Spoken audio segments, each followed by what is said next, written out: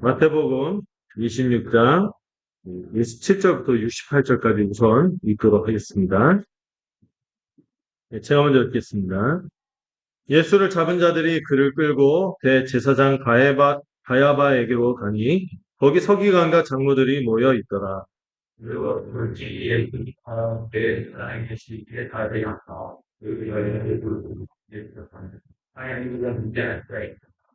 대제사장들과 온 공회가 예수를 죽이려고 그를 칠 거짓 증거를 찾으매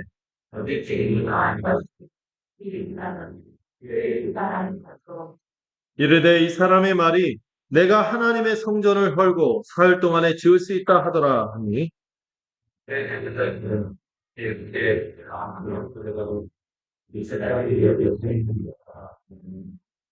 예수께서 침묵하시거늘 대제사장이 이르되 내가 너로 살아계신 하나님께 맹세하게 하노니 내가 하나님의 아들 그리스도인지 우리에게 말하라.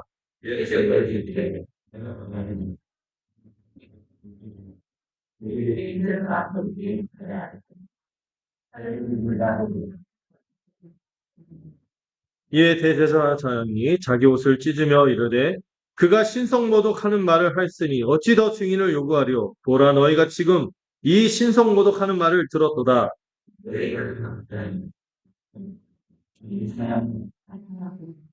이에 예수의 얼굴에 침뱉으며 주먹으로 치고 어떤 사람은 손바닥으로 때리며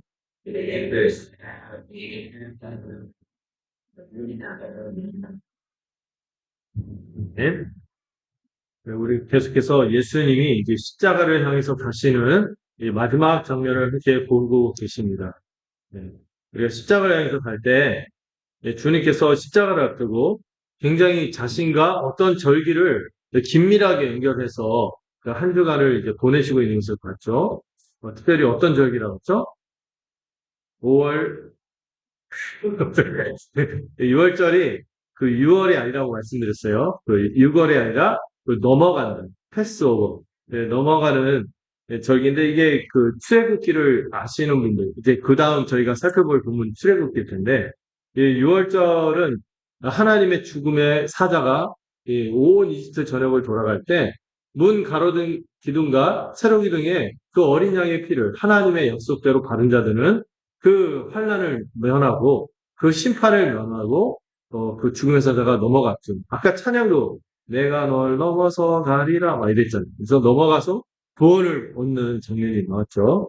근데 그때 그 하나님의 구원의 약속, 모두가 하나님의 심판을 받아야 하는 그런 가운데서 누가 구원을 받았습니까?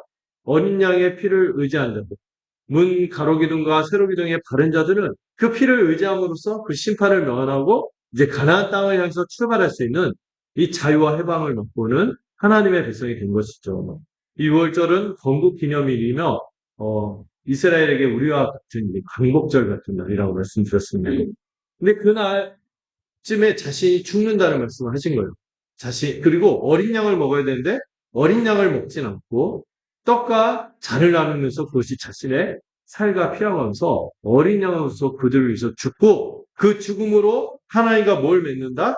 새 언약을 맺게 되어서 이제 그들이 그 어린 양의 피이신 피를 흘리고 죽는 것처럼 예수님이 십자가에서 죽으시는 것이 그들 자신을 위해서 대신 죽는 것임을 믿을 때 그들이 하나님의 백성이 된다는 그 언약을 믿는 자는 진정한 의미로 참된 천국 백성이 될 거라는 그 약속을 받게 되었죠.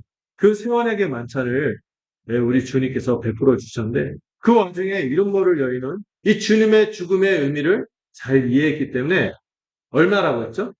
향유 옥합의 값이 아마도 지금 3천만 원 정도? 그 되는 거를 그냥 한 번에 다 쏟아부은. 왜냐고요? 우리 주님의 죽음이 그 이상의 가치를 한다는 것을 알아보았기 때문입니다. 그래서 정말 열심히 하는 분들 있잖아요. 내가 열심히 해야지 구원받기 때문에 구원받는 게 아니죠. 이미 주님께서 나를 위해서 죽으시고 구원을 이루신 그 의미가 너무나 크다고 여긴 사람들, 그 의미를 제대로 이해한 사람들은 모든 것을 올인하는 헌신을 하게 되는 것입니다. 교회에서 열심히 한다고 우리가 하나님께서 은혜도 주시겠지만 그것 때문에 은혜 주시지 않아요. 자녀라서 은혜를 주십니다. 우리가 열심히 해서 하나님이 은혜를 주시는 것이 아니라 하나님께서 우리에게 열심을 가졌어요. 어떤 열심? 자기 아들까지 내고. 주님은 친히 유월절 어린 양으로 죽는 그 죽음을 죽으신 그 열심을 우리를 향한 그 열심과 은혜를 알기 때문에 우리가 그냥 그냥 안 하면 안 되는 거예요. 진짜 너무 감사해서 하는 거예요. 그런 향유 옥합에 헌신이 있는가 반면에 이 죽음의 의미를 끝까지 깨닫지 못하고 제자들마저도 몰랐죠. 그리고 가장 개척점으로 멀어진 자가 있었죠. 이 가룟 유다 같은 자는 은 30냥에 자기의 스승이라고 부르고 랍비라고 부르고 심지어 주라고 부를 때도 동참하지 않았을까요? 그래놓고는 그 고백을 배신하고 다른 편으로 간 것이죠. 그 가룟 유다 아니겠어요? 모든 제자들도 다 주님을 버리고 떠날 것이라고 주님이 예고하셨고 가장 충성스러운 베드로마저도 내가 죽을 때까지 죽기까지 주님이 죽을 때 저도 옆에서 같이 죽을게요. 막 이렇게 말했던 베드로도 얼마 지나지 않아 너도 3번 나 부인할 때 이런 실족을 예고하셨죠. 여러분 우리가요 자신만만하고 막 이렇게 괜찮게 하는 거고 어쩔 때 우리가 야 내가 생각해도 내가 참 기특해. 그래서 날 꼭 안아주고 싶어. 이런, 이런 생각이 들 때. 그런데 여지없이 이렇게 넘어지고 실족하는 우리의 부족함을 우리 제자들만 욕할 게 아니라 우리도 그런 사람들이. 그래서요, 주님이 겟세마네에서 어떻게 하셨어요? 홀로 기도하셨어요. 음. 근데 이 기도에 임할 때 얼마나 이 십자가 죽음이 어떤 것인지 그 누구보다 아시잖아요. 어떤 죽음이랄죠? 주님의 죽음이 전무후무한 죄인으로서의 죽음이었기 때문에 그토록 어떤 사람만큼 이 죽음을 이만큼 죽음을 두려워한 사람이 없었을 것이다. 이럴 정도로 주님이 거의 이런 표현을 써도 될까요? 사시나무 떨듯이. 사시나무 떨듯이 막 거의 혼이 나와서 그렇게 두려워하면서 그렇게 기도했죠. 될 수 있으면 이 산이 저에게서 지나갔으면 좋겠어요. 그 기도의 과정을 보시면 주님의 자신의 원함을 고백하는데 깜짝 놀라죠. 주님 그 길 가셔야 되잖아요. 근데 이 죽음이, 치러야 될 이 십자가의 고통이 너무나 크니까 이거 그냥 지나가면 안 되겠습니까? 이렇게 구하는 것을 볼 수 있죠. 영원한 그 저주를 받는 것이기 때문에 여러분 우리는 상상하지 못하는 주님만을 아시는 그런 고통이었기 때문에 그렇게 두려워 떠신 것이죠. 그런데 그럼에도 주님께서 끝까지 기도함으로 응답을 받으셨습니다. 주님의 원함대로가 아니라 아버지의 원함대로 응답을 받은 거예요. 주님이 3번 기도하신 거 기억나시죠? 첫 번째는 우리의 원함과 아버지의 원함이 어떠한 것인지 제가 이런 표현을 썼죠. 주파수를 말합니다. 우리의 원함만 구하는 것은 하나님 뭘로 여기는 자판기처럼 자동 판매기처럼 뭘 우리가 이렇게 하면 응답해야 되는 그런 기계적인 분으로 이해하는 것이죠. 우리 하나님은 그런 분이 아니죠. 또한 주술로서 우리가 함부로 할 수 있는 그런 분이 아닙니다. 그렇다면 우리의 원함 말고 아버지의 원함만 구하는 그런 기도도 저는 약간 관념적이고 추상적인 기도일 수 있다고 말씀드립니다. 그냥 판에 박은 신앙 고백들을 읊조리면서 하지만 하나님께서 내 안에서 일을 구체적으로 우리를 다뤄가시고 역사하시고 우리 삶 속에 개입하시고 인도하시는 것을 믿지 않는 약간 저 멀리 떨어져 계신 분으로 생각하는 그런 기도는 힘이 없는 것이지. 여러분 우리의 원함이 있어요. 우리의 원함이 있지만 그 우리의 원함을 하나님 앞에 정직하게 고백하고 그 가운데서 맞춰 얻는 거예요. 이게 맞으면 어떻게 한다고 했어요? 더 소망을 갖고 기도하는 것이고 안 맞으면은 내려놓는 거예요. 그 과정에서 하나님께서 깨우쳐 주시고 우리의 마음을 만져주시고 어루만져 주시잖아요. 거기에 이제 순복하고 그 다음에 그 실제적 관계로 들어가는 거예요. 여러분들 누구와 관계를 맺을 때도 특히 부모님과 자녀의 관계도 그 자녀가 원하는 거 부모님의 뜻에 맞으면 부모님 기쁘게 들어줬어. 안 맞으면 어때요? 예. 부모가 그 자녀의 가장 최선의 것을 알기 때문에 안 들어주는 것은 때가 있음을 알고 그 부모를 신뢰하며 내려놓는 것이죠. 그리고 어떤 거는 때가 이런 것도 있습니다. 그런 건 어떻게 하는 거예요? 그냥 기다리고 그런 가운데서 인내하는 가운데 우리가 자제력도 길러지고 우리가 좀 더 나은 단단된 인격으로 가지 않겠습니까? 우리가 이걸 누리는 과정이 기도인 것입니다. 기도. 여러분 우리가 보니까 어쨌든 겟세마나의 주님의 기도하는 모습을 볼 때 우리가 흉내낼 수 없는 기도이긴 하십니다. 그러나 우리가 배울 수 있는 본이 되는 면이 있어요. 그래서 우리의 원함과 아버지의 원함을 맞춰가면서 아버지의 원함 속으로 우리의 원함을 맞춰가는 구절이 되었으면 좋겠고, 또 그 아버지의 원함을 깊이 깨달으면 어떻게 합니까? 주님께서 두 번째 기도에서는 어떻게 하세요? 이걸 이해하고 신하고 그렇게 순종하겠다고 마음 먹고, 세 번째는 같은 말씀을 하시면서 견고하게 그 마음을 굳세게 그 결단하고 내면화시키는 그런 기도였다고 말씀드렸습니다.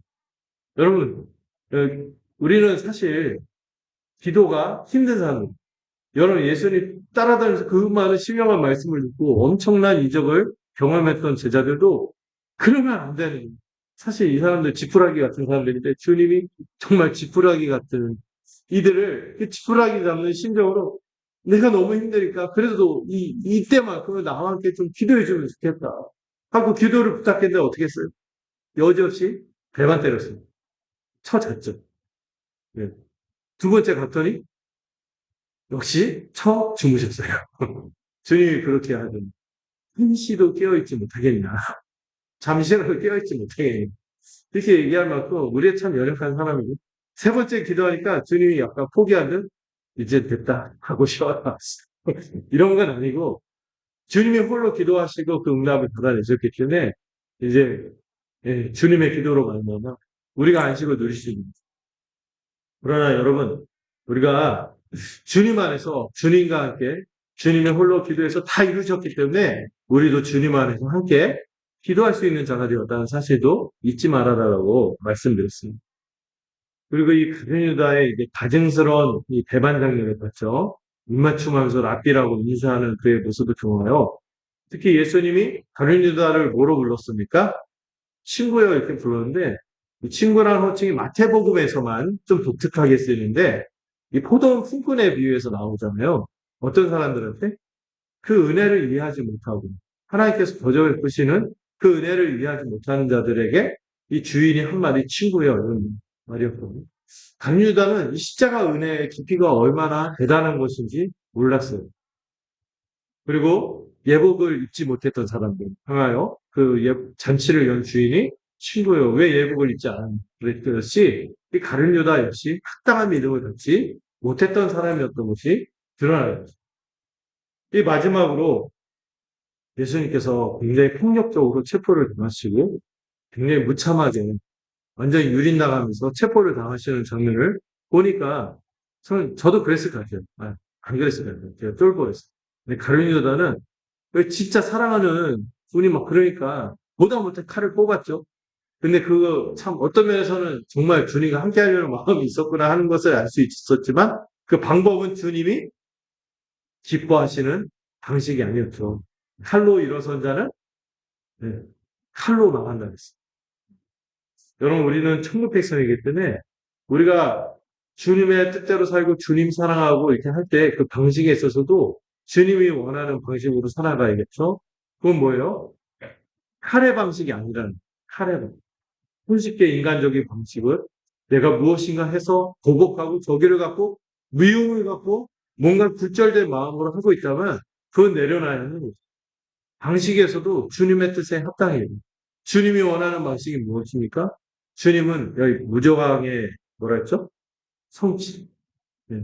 이 폭력에 똑같은 방식으로 세상과 똑같은 방식으로 대응하시지 않고 기도하고 순종하고 십자가의 길을 걸어가는 방식으로 주님의 뜻을 이루어 가셨던 것이죠. 그런 방식으로 성경이 성취된다고 하나님의 뜻이 성취된다고 말씀하셨습니다. 여러분 우리가 살다 보면요. 우리도 칼을 떼어 들고 싶은 순간이 있을 때가 있습니다. 그때 주님의 뜻을 기억해야 돼요. 이미 산상수훈에서도 말씀하셨죠.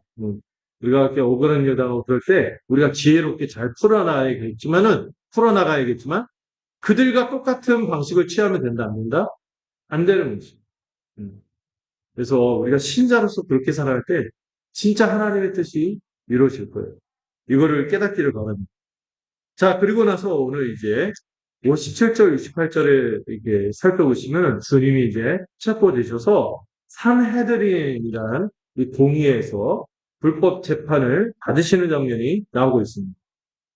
이 산헤드린이 어떤 곳이냐면은 거의 이스라엘의 원로들, 로마의 원로원이 있었겠죠? 이스라엘의 원로원이 바로 이 산헤드린이라고 할 수 있는데 이스라엘의 아주 존경받는 지도자들의 총합이죠. 약간 국회 모임? 근데 약간 국회는 이제 입법만 있잖아요.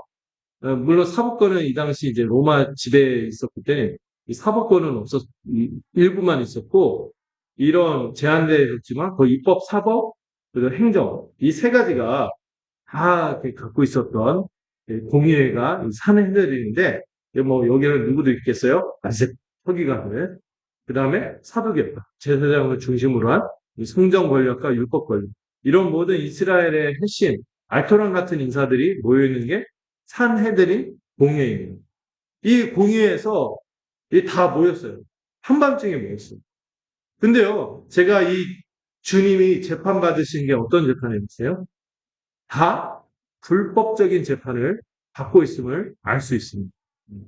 여러분, 그 어떤, 뭐, 드라마나 이런 거 보면 막 억울한 재판 당하면은 그 억울한 재판을 당한 사람들의 마음이 막 이입이 되지 않습니까? 근데 주님이요, 이 재판을 보면 너무 억울한 재판이에요. 이 체포도 불법적인 체포죠. 폭력을 가하면서 막 체포를 했을 뿐만 아니라, 그리고 원래는 이 재판이 절대로 밤에 이루어져서는 안 됐어요. 밤에는 혼미한 시간이잖아요. 판단이 그르쳐서 밤에는 절대로 재판이 이루어져서는 안 됐어요. 특별히 이들이 이 재판을 한 장소가 어디였어요? 성전의 이 대제사장 관저, 성전 한 곁에 그곳에서 이제 재판이 이루어졌는데 이건 공식 재판도 아니에요. 비공식 재판이고 그리고 밤에 이렇게 성전에서 무엇인가 일을 하는 것도 율법에서 금지가 되어 있었습니다. 그 당시.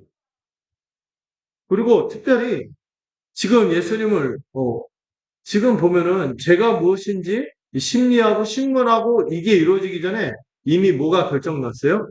판결이 결정났어요. 어떻게 하기로? 이미 예수님 죽이기로 결의했잖아요. 그거 실행하기 위해서 모인 거예요. 그리고 이 사형에 해당되는 죄는요, 절대로 밤에 이루어져서는 안 되고, 낮에 심의 과정을 거쳤어야 되고, 그리고 이 재판을 통해서 막 변호하고, 공격하고, 이렇게 했을 거 아니에요. 그리고 뭐, 생각하고, 판단하고, 이렇게 재판이 이루어진 다음에, 판결은 언제? 그 즉시, 즉심 판결이라는 건 없어요. 그 하루 지나서, 사형 같은 거는 하루 지나서 판결해야 되는데, 이 사람들은 바로 그 자리에서 즉결 쳐요. 이런 식으로 즉결 심판을 내는 거예요. 이 모든 게 다 불법이었어요. 거기다가 이 기간이 언제였죠? 6월절 기간에는 이런 사형에 해당되는 재판을 하는 것은 금지되어 있었습니다. 그들의 원래 그 법적인 절차에서 이 모든 것들이 다 부당하고 불법적인 과정에서 이루어진 것이죠. 이 재판을 성격을 한번 보세요. 체포한 뒤에 제목을 찾고 있습니다. 제목을 제가 무엇인지 이렇게 입증하고 그 법정에서 이루어지고 그다음에 예, 그 제형 법정주의라고 이 사람들 그런 거 없어. 이 제목을 이 죄인이라고 낙인 찍고 제목을 그때부터 잡아놓고 나서 제목을 찾은 거예요. 그리고 아까 말씀드렸듯이 이미 판결은 정해져 놓고 그 과정을 진행하는 이런 재판이 어디 있습니까? 그리고 뒤에 보면은 예, 거짓 증인과 거짓 증언들이 남발하고 있어요. 여기 보면은 자기들도 이게 다 거짓 증언인 것을 인정해요. 보면은 이 특별히 여러분 율법에 보시면은 이 거짓 증언에 대한 형벌이 뭐냐면은 이 거짓 증언을 통해서 그 사람에게 부과하려는 그 죄에 대한 형벌을 거짓 증언하는 자가 그대로 받아야 했습니다. 그러니까 예수님 지금 사형으로 몰려고 했는데 만약에 그게 거짓 증언임이 드러나면은 그 사람이 어떻게 돼야 돼요? 사형 당해야 되는 거예요. 원래 그렇게 해서 함부로 거짓 증언하지 못하도록 돼 있거든요. 근데 거짓 증언이 막 남발하는 거예요. 거짓 증인들도 마찬가지고. 그리고 그 마가복음에서 보시면은 이 거짓 증언을 서로 하는데 서로 증언이 일치되지도 않고 맞지도 않고 서로 반대되는 증언입니다. 그러니까 막 그 여러 가지 막 말도 안 되는 누명을 씌우려고 막 한 거죠. 그런데도 어떤 징계 조치가 있었습니까? 없어요. 그냥 예수님 막 성토하고 막 저주하고 거의 이러한 야만적인 아주 상황이었어요. 59절을 보시면은 산헤드린 온 공회가 예수님을 죽이려고 했다. 이스라엘을 대표하고 예수님을 왕으로 모셔야 될 자들이 이렇게 한결같이 주님을 대적하고 있거든요. 이 온 공예 인원이, 전체 공예 인원이 71명 정도 됐다고 그래요. 이 71명 중에서 3분의 몇이더라? 그게 되면은 정족수가 되거든요. 그러니까 23명 이상이 참석하면은 이 재판이 합당한 거로 되는데, 아마 예수님을 거의 그렇게 한결같이 다들 미워하고 죽이기 위해서 모였던 것 같습니다. 물론 그 중에서 2명은 또 좀 예수님 편에 서서 끝까지 했었던 사람들 있죠. 아리마대 사람 요셉, 그다음에 니고데모 같은 사람들은 주님 편에 섰었지만 대부분은 주님에게 적대적이고 죽이려고. 자, 그런 가운데 이제 여러분들 58절을 보시면 베드로가 어떻게 하고 있어요? 찌기. 본인 입으로는 뭐라 했죠? 제가 주님이 어려움을 당하고 죽음을 향해 갈 때 자기도 같이 합니다. 주와 함께 죽겠습니다. 이러는데 지금 어떻게 하고 있어요? 멀찍이 한 말은 있고 도망은 하지 못하겠고 이도저도 아닌 가운데서 멀찍이 어디까지 가냐면은 이 성전 안에 있는 대제사장 관저들까지 갑니다. 이거 보면 어느 정도 베드로 좀 과감한 면도 있어요. 적진의 한가운데 쑥 들어간 거거든요. 들어간 거. 그리고 이런 표현이 나오죠. 어떻게 하려고? 결말을 보려고 타인들과 함께 앉아있다고 이렇게 묘사하고 있어요. 그래도 베드로가 그래도 주님 사랑했고 그리고 과감하게 주님 어떻게든 따르려고 했지만 그러면서도 어정쩡한 모습이 그려지고 있어요. 끝까지 주님과 함께 하겠다고 충성하겠다고 했지만 지금은 멀찍이 떨어져 가고 그저 결말이 어떻게 될지 지켜보는 방관자의 입장으로 지금 있는 모습을 보이고 있죠. 아직도 이제 베드로의 마음이 갈피를 못 잡거든요. 갈피를 못 잡거든요. 주님이 이 상황을 역전시켜서 영광을 취할지, 주님이 하신 말씀이 있으니까 십자가의 길을 계속 가실지, 죽게 되실지, 어쨌든 이제 결말이 보고 싶긴 한 거겠죠. 아니면 주님을 걱정하는 마음, 너무 사랑했으니까. 주님 정말 사랑했던 마음. 그 걱정하는 마음에 따라가는 것인지 정확하게 알 수 없어요. 그런데 어쨌든 이 본문은 베드로가 어떤 상황에 있다? 어정쩡한. 제자도 아니고 적대자도 아니고 이 중간에 끼인 모습으로 이렇게 결말만 지켜보려고 하는 초라한 모습을 보여주고 있습니다. 이거 볼 때요, 가끔 우리 같다 이런 생각. 정확하게 말하면 우리가 아니죠. 문법적으로 우리 애는 내가 없을 수 있거든. 네, 좀 나갔다. 뭐지 이렇게 쭈뼛쭈뼛 그냥 확 뛰는 것도 아니고 그냥 이렇게 떠날 것도 아니야. 또 이것도 저것도 아닌 것이 그냥 이게 이런 우물쭈물하는 이런 개들의 모습을 보여주고 있습니다. 다시 재판의 모습으로 돌아와서 이 대제사장들을 중심으로 이 산헤드린에서 이 이제 예수님에게 사형 판결을 내릴 만한 죄 증거를 찾으려고 여러 거짓 증거와 거짓 증인을 많이 준비했던 것 같아요. 그러나 결국 이 재판에서 죄를 입증할 것을 찾지를 못했습니다. 왜냐하면 증언이 서로 뭐가 맞아야 돼요. 보면은 말도 안 되는 모함들을 막 했을 것 같아요. 예수님 막 율법을 어겼다. 막 이렇게 여러 가지 얘기를 하고 막 이렇게 뭐 죄가 있다 뭐 하고 했는데 입증하지 못했고 특별히 그 예수님을 그 혁명가로 그 낙인을 씌워서 로마에게 하려고 했는데 이런 모습도 주님에게는 없었거든요. 이 다른 복음서에서 일관된 이 재판의 모습은 서로 받지 않고 반대 증언을 해서 꽤 거짓말하는 것이 금방 드러났다고 진술하는데 아니 어떤 제재 조치가 없어요. 그런 사람들에 대해서. 근데 그러던 중 두 사람이어서 한 증언을 여기서 소개하고 있어요. 주목을 하게 하는. 이 증언도 역시 뭐겠어요? 거짓 증언이긴 하지만 좀 의미 있는 증언이기 때문에 여기서 소개를 하고 있죠. 뭐라고 했습니까? 이 사람의 말이 내가 하나님의 성전을 헐고 사흘 동안에 지을 수 있다 하더이다 하고 거짓 증언을 했어요. 그러면 이 사람들이 말한 거는요 명백히 거짓 증언이긴 해요. 물론 예수님이 이 비슷한 말씀을 하긴 했어요. 하긴 했어요. 어, 했나요? 안 했나요? 비슷한 말씀을 하긴 했어요. 요한복음 2장에 보시면은 이 성전을 너희가 허물라 그러면 사흘 만에 내가 다시 일으킬 것이다. 이 비슷한 말씀을 했지만 같은 말씀인가요? 아니죠. 문맥이 다르죠. 여러분, 우리가 요즘 가짜뉴스 같은 거 많잖아요. 그때 문맥이 되게 중요하거든요. 근데 막 사람들이 몰아가고 분위기 만들어가고 그래갖고, 결론을 내리고 막 그걸 볼 때가 많아요. 그럴 때 좀 물러설 수 있어야 돼요. 이거를 확증 편향이라고 하잖아요. 이미 결론을 내려놓고, 막 그렇게 몰아가고, 나쁜 놈, 이렇게 프레임을 씌워갖고 막 함부로 판단하고 하잖아요. 근데 주님이 지금 그걸 당하고. 근데 요한복음 2장에 보면은 예수님이 이런 비슷한 말씀을 했지만은 완전히 다른 말씀입니다. 완전히 다른 말씀입니다. 여러분들 좀 의문이 들겠죠? 뭐가 다르지? 근데 달라요. 여러분, 주님은요, 자신이 스스로 성전을 헐겠다고 말한 적이 있나요? 없어요? 있어요? 없어요? 스스로 성전을 헐겠다고 말하지 않았어요? 뭐라고 했냐면은 그 정확한 표현은 이 성전을 너희가 허물어라! 이렇게 얘기했어요. 음.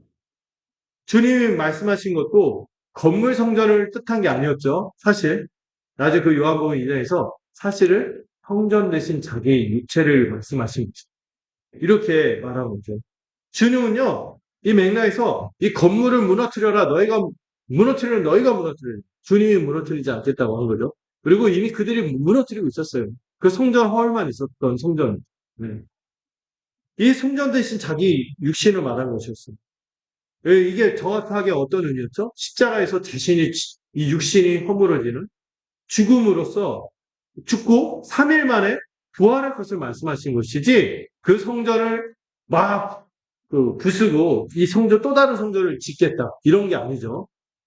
또 다른 성전을 짓겠다 이런 말도 이 사람들한테 좀 약간 알레르기가 있는 게 옛날에 배교의 모습이 있었죠. 여러 보암이 다른 성전을 지었기 때문에 거의 예수님이 그런 말을 한 것처럼 배교의 어떤 혐의를 씌워서 막 이렇게 악의적으로 이 주님의 말을 편집해가 악마의 편집이라고 죠 그렇게 해서 이 증언을 한 것이죠. 물론 예수님이 이 성전이 파괴될 것을 말씀하긴 했습니다. 근데 주님이 파괴할 거예요. 결과적으로는 이제 하나님이 하신 것이긴 하지만 그들 스스로 성전의 파괴를 자초했고 누가 와서 파괴하죠? 로마 군대가 와서 파괴할 것을 예언하셨을 뿐이지 주님이 이 성전을 허물겠다고 하신 적은 없었던 것이죠. 그런 의미에서 거짓 증거이긴 해요. 거짓 증언이긴. 그런데 이 거짓 증언이지만 제가 뭐라 했죠? 진실이 담겨 있습니다. 어쨌든 이 성전은 어떻게 됩니까? 이제 곧 파괴될 것이기 때문에. 그리고 참된 성전이신 주님의 몸도 너희가 허물라 이랬죠. 그들에 의해서 주님도 이 유대인들에 의해서 죽임을 당해서 허물어질 것이기 때문입니다. 그러나 주님의 말씀대로 그 성전은 다시 지어지게 될 것입니다. 3일 만에 다시 부활하심으로 이 새로운 성전, 예수님을 통한 이 새로운 하나님의 거처가 생겨날 것이기 때문입니다. 주님의 말씀은 이들이 거짓 증언을 했지만은 일부 주님의 말씀도 있잖아요. 이런 면에서 성취될 것이기 때문에 의미 있는 거짓 증언이긴 합니다. 그리고 예수님을 믿는 자는 그 안에서 거함으로 이 새로운 성전의 거함으로 복된 천국 백성이 될 것이기 때문에 지금 이들이 한 거짓 증언은 거짓 증언이긴 하지만 의미가 있어요. 앞으로 주님이 하실 일이 여기에 담겨져 있기 때문이죠. 그럼 오늘 참 기념비 같은 날이에요. 기념비적인 날인데 우리 유겸이가 처음으로 밖에 나가서 예배를 때문에 기념비적인 날입니다. 그래서 약간 적응하는 게 있으니까 우리가 좀 맞춰가고 이해하고 가시면 좋겠어요. 네. 우리 어린 친구들이 다 같이 이렇게 예배 잘 드리는 모습 보면 참 기쁩니다. 네. 주님께서 정말 예배 잘 드리는 예배 드리든 잘 안 드리든 어쨌든 잘 드리면 주님 안에 있기 때문에 못 받은 자녀들이지만 주님이 이뻐하시지 않을까 싶어요. 자, 여러분 예수님에 대한 이제 중요한 문답이 이어집니다. 이 대제사장이 예수님에게 이제 질문을 딱 던지는데요. 왜 아무 대답도 없느냐? 이 사람들이 너를 치는 증거가 어떠하냐? 이런 식으로 주님에게 취조하는데요. 이 말투가 어떻습니까? 굉장히 삐뚤어진 우월감? 자기는 대제사장이다 이거죠. 왜 너는 한낱 이 나사렛의 목수 따인데 뭐 하겠다고 하다가 여기 나한테 잡혀와 있는데 이제 이 재판 나한테 당하고 있잖아. 왜 아무 말 없어? 하면서 말니까 막 이렇게 아지랑된다? 깡급된다? 예, 이렇게 대제사장은 이런 식으로 말하면 안 되는데. 그러니까 뭐 이렇게 굉장히 악의로 가득 찬 식으로 하죠. 명확히 거짓 증거인 걸 알면서도 이 사람들이 너를 치는 증거가 어떠냐? 그 줄임말, 뭐죠? 할 말 있으면 해봐라. 변명할 거 있으면 해봐. 너 이제 못 받으면 바뀐다. 뭐 이런 식으로 주님을 굉장히 악의적으로 이렇게 몰아가는 것이죠. 여기에 대해서 예수님이 어떻게 하십니까? 침묵을 지키십니다. 이러한 숱한 거짓 증언에도 하나도 반박하시지 않고 묵묵히 침묵을 지키십니다. 물론 이 분위기가 예수님이 어떤 말을 해도 받아들여지진 않았을 것 같긴 해요. 그럼에도 불구하고 주님은 이런 상황 가운데서 그냥 휘둘리는 그런 분이 아니라 이 상황을 이미 알고 감내하시면서 주권적으로 침묵하고 자신의 뜻을 이뤄가고 있는 거죠. 그뿐만 아니라 주님이 지금 이렇게 그냥 당하기만 하시는 이유가 뭐예요? 거기에 대해서 어떤 반박도 하지 않고 이렇게 침묵을 지키시는 이유가 뭡니까? 이 묵묵히 고난을 받아들이면서 뭘 성취하기 위해서? 구약의 말씀을 성취하시기 위해서.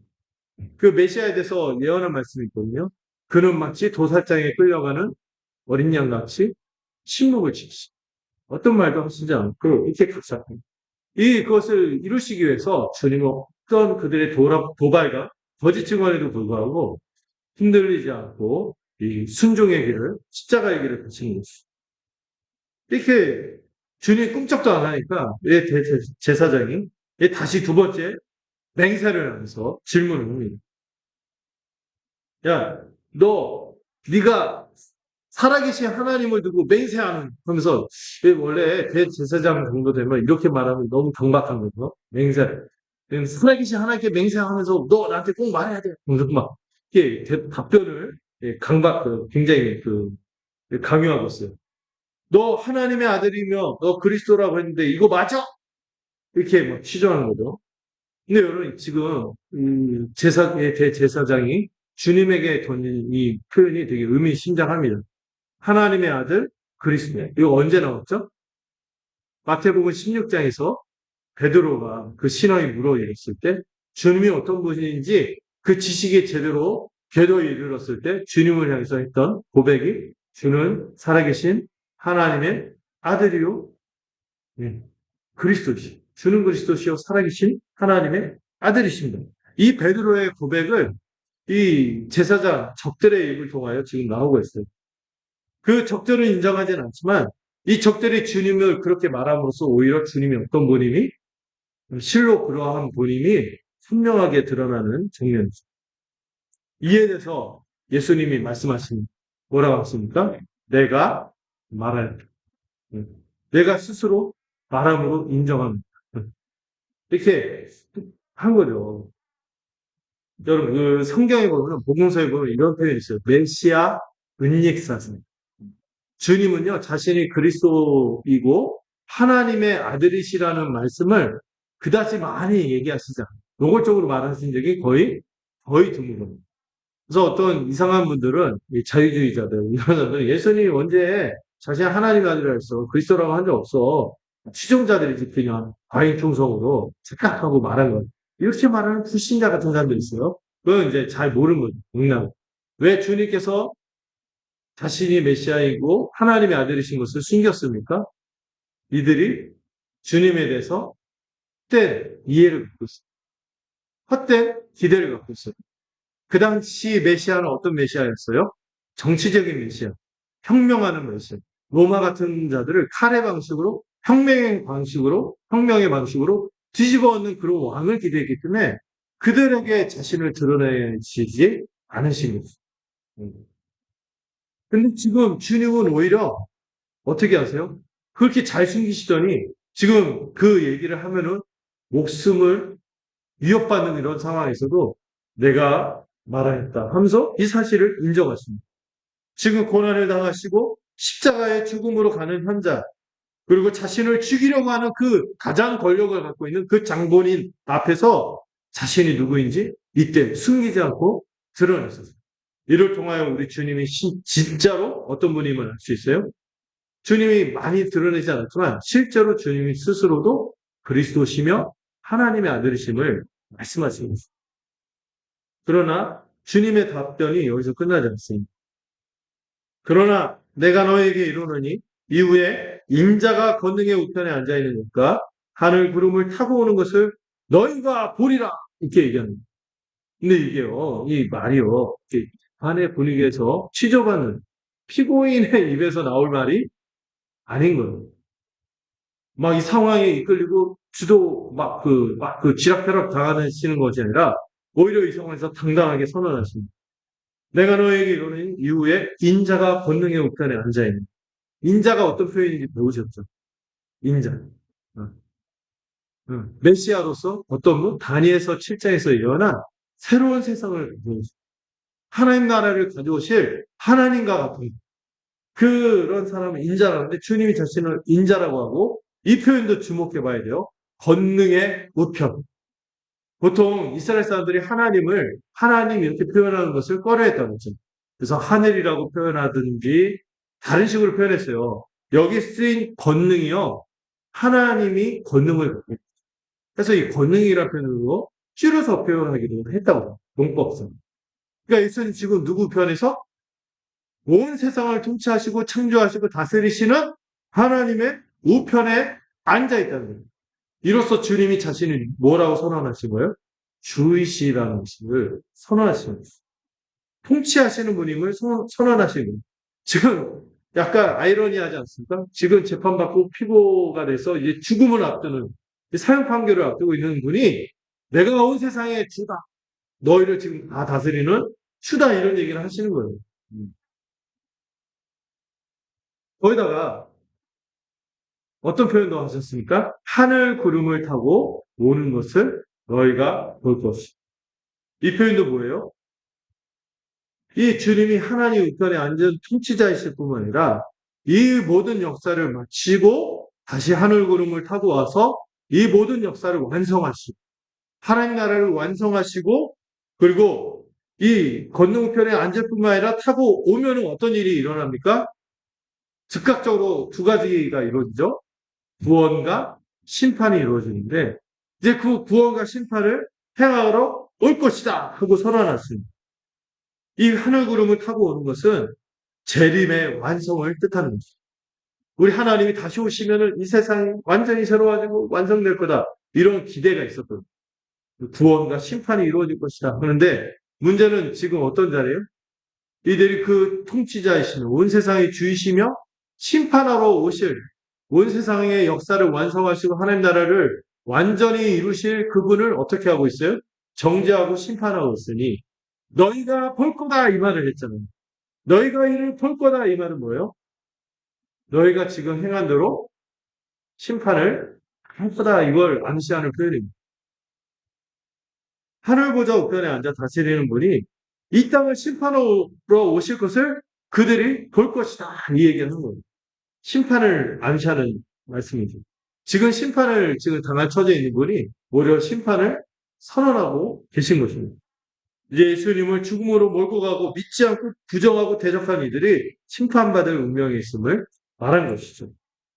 그때 이제 대제사장이 이 말을 잘 알아들었던 것 같아요. 어떻게 합니까? 옷을 찢고 난리를 칩니다. 근데 이게 대제사장 정도 돼갖고 옷 찢고 이런 거는요. 그 밑에 아래 것들 시키면 돼요. 너 옷 찢어. 이러면 되는데 너무 막 주님에 대한 이 악의와 이걸로 가득해갖고 이 가야바가 어떤 사람인지 우리가 배웠잖아요. 아주 탐욕스럽고 부패한 사람이죠. 그 장인어른 덕에 대제사장 된 그런 사람들. 막 이 불법 행위를 하는데 이 대제사장은 절대 그 율법에 보면은 옷을 찢어서는 안 된다는 규정이 있어요. 음. 근데 이것도 막 무시하고 막 하는 거예요. 그리고 뭐라고 합니까? 더 이상 증인이 필요 없는 이건 명백한 신성 모독이다 하면서 난리를 칩니다. 예. 주님이 자신을 메시아라고 했을 정도뿐만 아니라 지금 어떤 표현까지 썼어요? 권능의 우편에 있다. 이 표현은 뭐예요? 거의 하나님이다. 이런 얘기를 하신 거예요. 거기다 하늘 구름을 탄다는 것도, 여러분, 구름 타시는 분은 누구예요? 손오공 빼고. 그건 동양이고, 이스라엘에서 구름은 항상 누가 나타나는 현상이었어요? 세오파니로서 신현, 하나님의 임재와 현현을 나타낼 때 구름을 탄다고 하거든요. 근데 이게 그대로 다니엘서에서 쓰인 표현이거든요. 인자가 구름을 타고. 근데 하나님과 같은 분으로 자신을 그냥 메시아 정도가 아니라는 거예요. 하나님으로서 이 세상을 완성하러 오시는 분임을 얘기했으니, 그리고 감히 나사렛 못쓰 따위가 이제 심판을 당할 자 따위가 대제사장인 자기를 뭐하러 오겠다고? 심판한다. 이런 얘기를 하니까 빡치는 거예요. 음. 완전히 흥분해갖고 하나님의 아들임을 안시했을 뿐만 아니라 자신이 온 세상의 통치자이며 그들을 심판한다는 말씀을 듣자 이 분노를 주체 못하고 옷을 찢고 막 이런 우리가 대제사장인데 이스라엘의 지도층인데 너 따위가 가능해서 막 이런 반발하는 심리가 있는 것이. 그리고 이 분위기를 타서 이 모여 들어있는 이 공회의 의견을 구합니다. 그러자 모두가 뭐라고 하죠? 이는 사형에 해당되는 것입니다. 약간 짜고 치는 뭐 그런 느낌이죠. 보스도 막 입을 맞춘 거예요. 어떤 이는 분에 가득 차서 말하고 어떤 이는 사실 이게 막 부당한 재판인 걸 알잖아요. 거짓 증언이 있고 이런 걸 알면서도 이 부당함을 눈을 감고 앵무새처럼 그냥 거수기 역할을 하는 사형에 해당합니다. 이런 말도 안 되는 부당하고 비겁하고 말도 안 되는 재판이 벌어짐에도 어떤 사람은 악에 가득 차서 주님을 정죄하고 어떤 사람은 정치적인 세법에 따라서 양심도 없고 소신도 없이 모두가 주님을 사형에 처하기로 동의를 합니다. 그러나 집행권은 이들에게 있어요, 없어요? 없어서 바로 사형에 처하지는 않고 이제 27장에서 누구에게 그걸 토스합니까? 빌라도. 그 당시 로마 사형 집행권을 갖고 있었던 이 빌라도한테 이거를 결론을 정해놓고 옮겨주시죠. 그리고 나서 이어지는 장면을 보시면요. 이 불법적인 행위들이 이어지는데 주님의 얼굴에 침을 뱉습니다. 주먹으로 치기도 하고 공회원들이 그랬는지 아니면 그 공회원들의 하수인 이 사람들이 그 주님을 체포하러 온 그 송정 경비병들이 했는지 정확히는 모르겠지만 어쨌든 주님의 얼굴에 침을 뱉고 주먹으로 치고 손바닥으로 때리고 이 온갖 불법적인 행위들이 계속 주님을 향해서 가해지는 모습이 그려지고 있습니다. 그러면서 때리고 막 이렇게 또 다른 모습을 보면 눈을 가려놓고 때리고 주먹으로 치고 손바닥으로 때리고 침 뱉고 누가 있는지 맞춰봐 이렇게 조롱했다고 이렇게 조롱했다고 하죠. 그리스도인데 이렇게 하면 돼요. 그리스도야 우리에게 선지자 노릇을 하라. 야 너 신통력 있어 맞춰봐. 네. 너를 친자가 누구냐 이러면서 굉장히 수모를 당하시는 모습이 그려지고 있습니다. 여러분 이 모든 수모와 고난은 이거는 이 주님이 그냥 희생양이 돼갖고 숙제없이 당하는 그런 것이 아니라 어떤 모습이죠? 지금 이사야 선지자가 예언했던 이 고난받는 메시아의 예언을 성취하는 과정이었어요. 이 부당한 재판을 당하시고 이 부당한 모든 폭력과 모든 억울한 일을 당하시는 것은 이미 하나님이 선지자를 통하여 예언했어요. 메시아가 올 것인데 그 메시아가 그 모든 고난을 통하여 자기 백성의 질고와 멸시와 천대를 대신 나가면서 그 백성을 회복하기 위해 그 주님이 그 침묵하면서 묵묵히 이런 고난을 당하시는 것이라고 말씀하시고 있는 거예요. 이사야서 53장에 보면은 그 고난받는 종의 노래 그는 실로 우리의 질고를 싣고 우리의 멸시를 우리의 천대를 당하면서 흠모할 만한 모습도 없고 그렇지만 정말 그 이지러진 모습으로 우리를 대신해서 죽으시는 메시아다 이런 예언이 있었는데 그 모습을 지금 주님께서 충실히 이행하고 계신 거죠. 주님은요 앞에서 우리가 살펴봤던 말씀 지난주에 이런 과정에서 언제든지 얼마나 더 되는 천사들 12군단 한 군단이 거의 6천 명의 보병사다니까 7만 2천 명 천사들. 여기서도요, 7만 2천 명 필요 없어. 하나만 불러와도 끝나는 거예요. 그런데도 주님은요, 이거를 감당하시고 있는 거예요. 이런 것 엄청난 권능으로 쓸어버릴 수 있지만, 주님은 묵묵히 도살장에 끌려가는 어린 양처럼 고난을 감내하시면서 무엇을 위해 이렇게 고난을 감당하십니까? 한편에서 하나님의 뜻을 통치하기. 그 하나님의 뜻이 뭐예요? 우리를 구원하고 회복시키기 위해서 이런 묵묵히 희생과 헌신의 길을 가시는 거죠. 여러분, 그래서 베드로가 그런 고면을 해요. 우리도 이 세상을 살아가다 보면 부당하고 애매한 고난과 어려움을 당할 때가 있다고 합니다. 그때, 그때 세상의 방식, 칼의 방식을 취하지 말라는 거예요. 분노와 보복의 방식으로 대처하고 싶은 마음이 들 때가 있겠죠. 그때 누구를 생각해야 돼요? 주님을 생각하라. 보복과 이런 분노와 이 저기의 방식은 하나님에게 속한 것이 아닙니다. 그리고 이 분노와 보복은 누가 대신하세요? 하나님 알아서 갚으시기 때문에 우리는 보복하면 안 되는 것입니다. 그것이 주님을 위하는 것이며 우리 지체들을 위하는 것일 때는 우리가 때로 애매하고 힘든 고난, 어려움 당할 때 묵묵히 참고 견디는 거. 이것도 우리에게 필요한 것입니다. 그래서 여러분들 우리가 정말 세상에서 살아갈 때 우리가 만만치 않죠. 이 힘든 세상 살아갈 때 때로 우리가 이 신자로서 제대로 살려가면요. 우리가 참아야 될 때가 참 많아요. 무시당할 때가 있죠. 그럴 때 그 우리 이영 목사 알려준 말인데 무시당해도 쏴. 이 말을 한번 생각할 때. 왜 무시당하는 건 찾겠어요. 그런데 가끔 막 우리 선하게 살려고 하고 양심대로 살려고 하고 신자처럼 살려고 이 정직하게 살려는 것을 악용하려는 사람들이 있습니다. 이때 이용하려고 하면 그건 참 못 참잖아요. 그럴 때도 이용당하는 하는 거예요. 그런 순간이 있는 거예요. 우리 주님을 생각해야 하는 거죠. 내가 이렇게 참고 견딤으로 선한 열매를 맺을 상황이 있다면 어떻게 해야 됩니까? 감내할 수 있어요. 그리고 여러분 그거 잊지 마세요. 우리가 신자로서 신자답게 살다 보면은 우리 삶의 모양이 세상을 사실 짓밟고 막 카레 방식으로 해서 막 이렇게 뚝 쏘고 이래야 된다고 하잖아요. 근데 우리가 그런 방식을 취하지 않을 때 우리는 왠지 루저가 막 찌질이고 막 이렇게 할 때 여러분 오히려 그렇게 할 때 오히려 하나님이 그런 삶의 방식을 취해서 오히려 뭘 거두시는 분? 자기 영광을 취하시고 자기 백성을 영광스럽게 하시고 종국의 궁극적인 승리로 이끄시는 분임을 여러분 잊지 마십시오. 주님이 새로운 세상을 가져오신 인자예요. 지금 이지러지고 어려운 가운데 있지만 주님은 어떤 분이세요? 여러분 세상에서 막 어렵게 하고 막 그래도 우리가 주님 안에 있기 때문에 주님 안에서 그 영광의 통치에 함께 참여하는 자들임을 잊지 마십시오. 지금 권능의 우편에 주님은 앉아 계세요. 어떤 상황에도 주님은 뭐하고 계세요? 통치하고 있어요. 지금 주님이 막 피해자처럼 이지러지고 으스러지고 있는 것 같은 그런 상황에서도 주님은 어떤 분이셨어요? 통치자예요. 우리도 마찬가지죠. 세상에서 어려움과 힘든가 이지러짐을 당한다 할지라도 주님은 여전히 이 상황 속에서 어떻게 하고 계시다? 통치하고 있다는 사실을 잊지 마십시오. 그리고 흔들리지 말고 그리고 결국에는 그분이 어떻게 하실 거예요? 하늘 구름을 타고 이 땅에 다시 오실 것입니다. 우리의 원통함, 우리의 억울함, 우리의 말 못하고 또 우리의 모든 아쉬움 이런 모든 것들이 언제 완전히 보상될까요?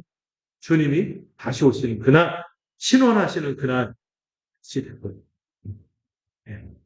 그때 여러분 너희가 보리라 이렇게 주님이 말씀하셨지. 어떻게 보시겠어요? 네. 신실한 제자로서 주님의 모습을 볼 수 있기를 바랍니다.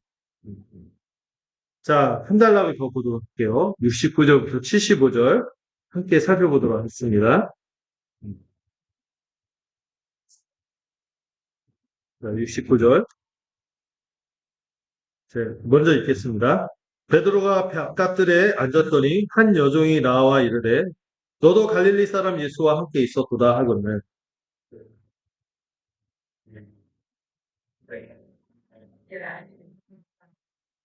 앞문까지 나아가니 다른 여종이 그를 보고 거기 있는 사람들에게 말하되 이 사람은 나사렛 예수와 함께 있었도다 하매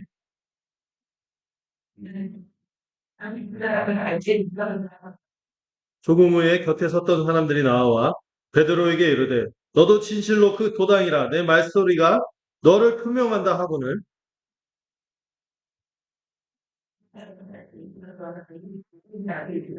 함께 읽겠습니다. 이에 베드로가 이 말씀에 다 굴기 전에 내가 세 번 나를 부인하리라 하심이 생각나서 밖에 나가서 심히 통곡하니라.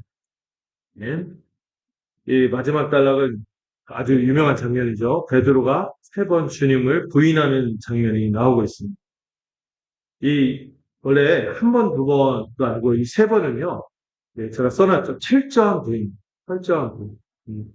그리고 이 부인의 과정이 보면은요, 점층적일 뿐만 아니라 이 부인의 과정이 그냥 몇 명 있는 데서 이렇게 아니야 이러다가 이렇게 그냥 말 흘리고 마는 그런 게 아니라 공개적으로 선언하면서 부인하는 거죠. 그리고 이 형식이 점점 강해져요. 처음에는 그냥 부인했다가 두 번째는 어떻게 하면서 부인했어요? 맹세하면서 부인하고 세 번째는 맹세에다가 뭐까지 곁들여?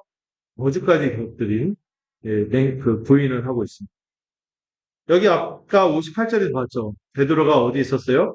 어정쩡하게 있었는데 여기서도 여전히 바깥들에 어정쩡히 서 있습니다. 베드로가 갈팡질팡하고 있는 거예요. 주님도 아니고 세상도 아닌 이 경계에 서 있는 모습을 보여주고 있습니다. 이 모습은요.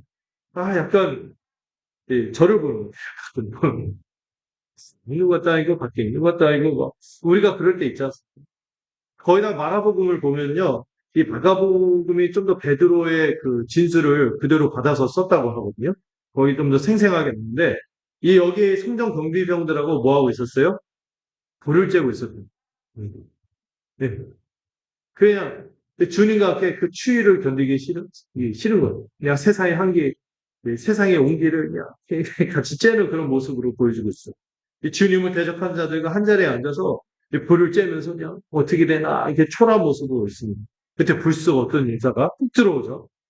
너 보니까 갈릴리 사람 예수와 함께 있었다 이렇게 얘기를 하는데 여기가 예루살렘이니까 주로 그 남유다 지역이잖아요. 여기 사람들은 주로 그 굉장히 그 유다 사람들은 우리로 말하면은 수도권 경기 북부 경기 북부 아니라 하여튼 수도권 중심 이 있다는 자부심이 있어서 다른 지역은 특히 어디 사람들을 좀 멸시했어요? 이 갈릴리 사람들을 좀 멸시했습니다. 그쪽에 있다고 해서 이 북부의 갈릴리 사람들을 멸시했는데 예수님 어떻게 표현하죠? 적대적으로 표현합니다. 갈릴리 사람 예수와 함께 있었구나 하면서 얘기하니까 그냥 확인하는 거 아니라 저희 지인 만나서 예수님과 함께 있던 분이 아니에요? 이게 아니에요. 갈릴리 사람 예수와 함께 있었다 하는 이제 약간 그 부정적인 의심에 질문을 한 것이죠. 그래서 베드로가 슬쩍 놀라갖고 모든 사람을 부인하는 거예요. 처음부터 이제 공개적으로 부인하는 거죠. 자기의 신앙을 공개적으로 부인하는 거예요. 전에 베드로가 예수님에게 뭐라고 고백했어요?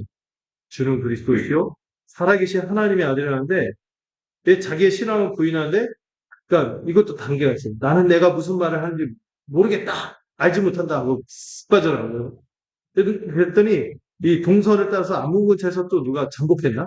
또 어떤 여성이 또 나와갖고 주님 베드로를 보고 다른 사람들에게 같이 공개적으로 야, 이 사람은 나사렛 예수와 함께 있었다. 근데 이 나사렛이라는 표현도 역시 예수님에 대한 부정적인 표현이죠. 나사렛은 예수님 총동네 출신이라는 부정적인 의미의 표현인 거예요. 그러자 이제 베드로는 어떻게 부인합니까? 맹세까지 하면서 부인. 나는 그 사람을 알지 못한다. 전에 뭐라 했어요? 그리스도요? 하나님의 아들이라고 했는데 이제는 그 사람이에요. 그 사람이라고 표현하면서 그러다가 뭐까지 했어요? 맹세했는데 여러분 주님이 맹세하라고 했어요? 맹세하지 말았어요. 산상수훈에서 너희는 맹세하지 마라. 얘는 얘라고 하고 아니오는 아니오라고 했는데 이런 담백하게 말하라고 하시면서 어기면서 자기를 보호하기 위해서 이 주님이 금지한 맹세까지 하면서 부인하는 이 점점 무너지는 모습입니다. 그러자 이제 조금 후에 곁에 섰던 사람들이 베드로를 둘러싸면서 얘기하는 거죠. 야, 너는 진실로 그를 따른 사람이다. 내 말소리가 너를 드러내는구나. 표명한다는 게 드러낸다는 거죠. 이게 뭐예요? 베드로가 어디에? 갈릴리고 그쪽은 남쪽이잖아요. 우리식으로 하면은 강원도 사투리를 썼을까요? 전 아니래요. 막 이러니까 야, 너 말소리가 갈릴리고 그 맞네. 막 이러니까 와, 어떻게 안 되는 거죠. 베드로의 변명하는 거나 말투나 이 갈릴리 북부 특유의 이 사투리와 억양이 느껴지니까 무슨 말 하는지 모르겠다. 그를 알지 못한다. 막 이렇게 얘기하는 거죠. 그 있잖아요. 그 대구 분들 서울 맛을 한다고 하잖아요. 거기는요. 그때 되게 웃기거든요. 막 이렇게 하면서 아니라고 하지만 그런데 여기서 베드로가 더 세게 멀리 나가버렸습니다. 어떻게 해요? 저주까지 하면서 맹세하는데요. 저주까지 맹세하면서 나는 그 사람 알지 못한다 이렇게 말해버리는데 완전 신앙 고백은 사라졌고 그리고 세 번에 걸쳐서 부인했다는 것은 완전하고 철저한 부인을 못하는 것입니다. 주님이 금지한 맹세에다가 저주까지 한 것이죠. 베드로는 어떻게든 주님과 함께 엮이지 않으려고 주님을 저주까지 했어요. 이게 거짓말이면 내가 저주받을 것이다 이렇게 말하는 해석도 있지만은 제가 문법을 보고 언어를 보고 어떤 학자들 얘기를 보니까 이 타동사라는 타동사가 쓰여서 누구를 저주했다는 뜻이에요. 그리고 제기동사가 아니에요. 제기는 자기를 저주하는 건데 누군가를 저주하면서 이렇게 했다는 것은 누굴 저주했어요? 예수님을 저주했어요. 아, 저 저주받을 저 사람하고 나하고 엮지 마라 하면서 뭐 이렇게 아주 철저하게 주님을 배신한 것입니다. 여러분 우리가 이거 보면서 참 베드로 참 안타깝다. 아니면 에이 한심하다. 이렇게 욕할 수 있지만은 여러분 이 초대교회에서 굉장히 이게 회자되고 이 내 복음서에 다 기록이 돼요. 이렇게 남긴 이유가 뭘까요? 이 기사를 왜 썼을까요? 여러분 주님이 십자가 질 때 주님 곁에 있던 사람은 아무도 없었어요. 신기하게도 여성 동지들은 끝까지 같이 있지만은 대부분 제자라고 하는 사람들은 다 도망갔어요. 근데 여기서 보여주려는 건 뭐예요? 주님이 십자가 질 때 그 주님만이 질 수 있는 게 있구나. 그것에 우리가 함께 할 수 없어요. 모든 사람이 베드로와 다를 바가 없어요. 베드로는 세 번 부인했지만 여러분 솔직히 우리는요. 이 제가 말한 우리는 문법적으로 제가 포함된 우리예요. 우리는 수도 없이 주님을 부인하고 자기 뜻대로 사는 사람들은 수도 없는 변절, 대신 신앙인으로서 선택하기보다 다른 선택을 하고 한순간 주님을 부인하는 자들이 우리도 베드로와 같은 자들이에요. 베드로가 차라리 나을 수도 있어요. 그는 세 번이에요. 세 번. 물론 뒤에 보면서 이상한 모습 또 나오긴 해요. 그래도 그는 다른 게 있었어요. 그때 다 기울었어요. 그때 다 기울었고 그 순간 베드로는 뭘 기억했습니까? 주님의 말씀을 기억했는데 다 굴기 전에 내가 세 번이나 나를 부인할 것이다 라는 이 말씀을 기억했어요. 이 말씀을 묵상하면서 야, 나에게도 우리에게도 이 다 물음소리가 필요한 생각이 들었어요.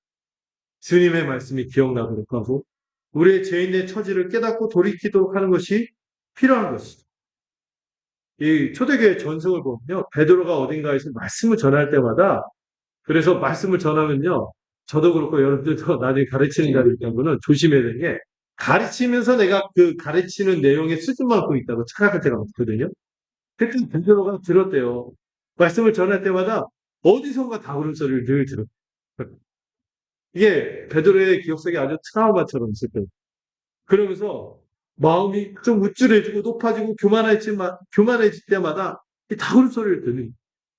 그리고 뭘 붙잡는 거예요. 아, 주님, 제가 주님 은혜 아니면 안 되죠. 하고 엎드리는 거예요. 여러분, 우리도 이런 다그는 소리가 필요한 것 같습니다. 주의 말씀을 기억하고 울도록.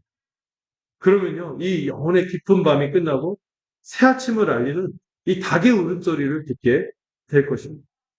여러분, 우리는 들어야 돼요. 이래 우리의 영혼을 흔들어 깨우는 이 닭의 울음소리를 들어야 하는 것입니다. 저는 이번 수련회 좋은 계기가 될 거라고 생각합니다. 우리로 하여금 닭의 울음소리를 듣는 이런 새 아침을 보이는 밝히는 수련회가 되었습니다. 예, 베드로는 이 말씀을 생각하고 심히 통곡했습니다. 여러분, 베드로의 이 눈물은 교회인 우리의 눈물이 되어야 하는 것입니다. 그의 눈물은 감정 풀이로만 끝난 것이 아니었어요. 진실된 자기 성찰과 더불어 참된 회개로 나아가는 길목이었죠. 그럴 수 있었던 것은요, 저는 베드로가 그래도 신자였으니까. 이 이전에 주님이 그래도 그가 실패하고 넘어질 것조차도 말씀하시고, 그 말씀하셨던 그것이 그를 돌아설 수 있도록 그 말씀을 미리 주셨기 때문에 그가 돌아설 수 있지 않았나 싶어요. 주님은요, 이 말씀을 통하여 우리의 실상을 깨닫고 돌이키도록 이 여지를 주십니다. 그 은혜가 있기 때문에 우리가 돌이킬 수 있는 거예요. 여러분, 우리도 이런 과정이 필요합니다. 여러분, 말씀을 통해서요, 우리가 헛된 자기 가신에 사로잡힐 때 있잖아요. 우리가 헛된 욕망에 사로잡힐 때 있잖아요. 또 방향이 왜곡된 열심을 가지고 뭔가 열심히 하고 있는데 여러분 말씀이 없고 다그름 소리가 없으면 우리는 교만해질 수 있는 사람입니다. 이런 것들이 교정해가는 과정이 필요한 것이죠. 이를 통하여 자기를 부인하고 자기 십자가를 지는 제자로 회복되는 과정으로 갈 수 있는 것입니다. 말씀을 맺을게요. 여러분, 우리 삶의 어려움과 고단함과 문제들이 짓누를 때 우리가 베드로처럼 넘어지고 실족하고 부인하는 것 같은 순간이 있을 것입니다. 찾아올 때가 있을 거예요. 여러분, 이런 말이 있더라고요. 베드로가 넘어졌기 때문에 우리도 넘어질 수 있습니다. 그러나 기억할 게 있죠. 베드로가 회복되었듯이 우리도 회복될 것입니다. 중요한 것은요. 뭡니까? 우리의 영혼을 일깨우는 다부르는 소리를 들어야 되고 말씀을 기억해야 하는 것이죠. 이번 수련회뿐만 아니라 우리 일상에서도 한 주간 우리 삶에서 이 울음소리를 들을 수 있으면 좋겠습니다. 자기 울음소리를 듣고 이 말씀을 기억하고 통회하는 우리가 되었습니다. 말씀과 기도, 가지고 우리가 은혜 수단들을 극다히 하라는 것이 이 울음소리를 듣고자 하는 거예요. 또 우리의 삶이 쉽지 않고 버거울 순간이 있죠. 그때 여러분 기억하십시오. 주님이 여전히 인자로서 통치하시고 있다는 것을 기억하십시오. 또 장차 온 세상을 심판하고 완성하시러 오실 것이라는 소망을 기억하고 주님을 어떤 모습으로 보겠습니까? 인내하고 연단된 제자로서 우리 모두가 이 주님의 재림의 소망을 또 우리 일상 속에서 늘 다그룹 소리를 들으며 주의 말씀을 기억할 수 있는 우리 모두가 되기를 소망합니다. 기도하겠습니다. 하나님 아버지, 우리의 삶이 참 어렵고 시험에 드는 순간이 참 많은 것 같습니다. 그러나 주님은 홀로 끝까지 기도하시고 이 모든 과정을 인내하시고 묵묵히 순종하심으로 승리를 이루셨습니다. 주님, 우리가 세상을 살아가다 보면 버거울 때가 많고 우겨쌈을 당할 때가 많은데 그러나 그런 순간에도 주님께서 승리하고 계심을 잊지 않도록 붙들어 주시옵소서. 주님이 하늘 보좌 우편에서 우리를 위해서 기도하시며 지금도 능력으로 통치하고 있음을 기억하고 당당하게 살아가는 우리 모두가 되도록 또 담대함을 되찾는 우리가 되도록 붙들어 주시옵소서. 장차 온 세상을 심판하러 오시는 그 주님을 바라볼 때 이 재림하여 온 세상의 역사를 완성하시는 주님을 기쁨으로 만든 우리 모두가 되도록 붙들어 주시옵소서. 우리의 삶 속에서 어려움과 지난한 여러 가지 고난의 과정을 통하여 우리가 넘어지고 실족하는 순간이 있습니다. 베드로도 넘어졌다고 우리도 넘어질 수 있게. 그러나 주님께서 우리에게 다그름 소리를 듣게 하시고 우리에게 말씀을 주시고 이것을 기억나게 하셔서 우리를 회복하게 할 줄을 믿습니다. 특별히 이번 한 주간 수련을 통하여 우리가 이 다그르는 소리를 듣고 이 베드로처럼 행복하고 회복된 심령이 되기를 원하오니 주님 큰 은혜를 내려 주시옵소서. 모든 것을 주님께 부탁하고 예수 그리스도의 이름으로 기도드렸습니다. 261장